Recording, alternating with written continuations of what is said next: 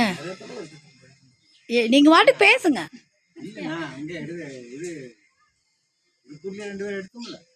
இருக்குதுங்க இருக்குதுங்க, நான் பார்த்தேங்க.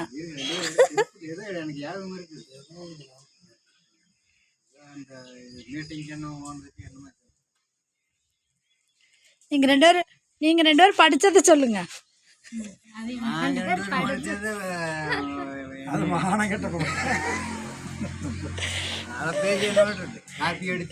பேசுங்க.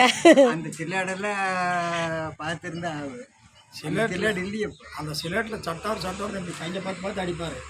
அந்த அடிக்கு தாங்க மாட்டான் முறுக்குன்னா கண்ணீரெல்லாம்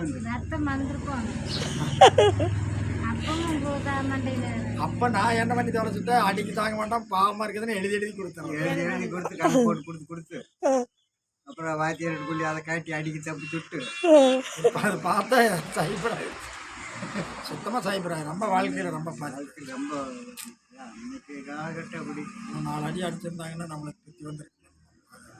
ஓமகட்டை படித்து அவ்வளோதான். அவர் மாதிரி வாத்தியாரெல்லாம் நமக்கு சீதாராமையர் வாத்தியார் இல்லைன்னு அவரு கைத்தொழில் அவர் வடிவேல் வாத்தியார்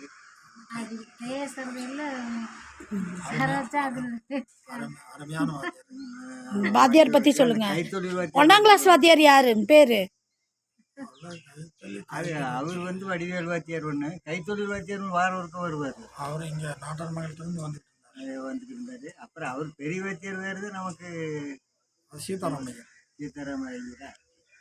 யாரை பிடிச்சி அப்புறம் வடிவேல் சார் 2 வருஷம் விட்டு அடித்து எடுத்துட்டு வருவார். நல்லா படிக்க வைப்பார். நல்லா படிக்க வைப்பாருங்க.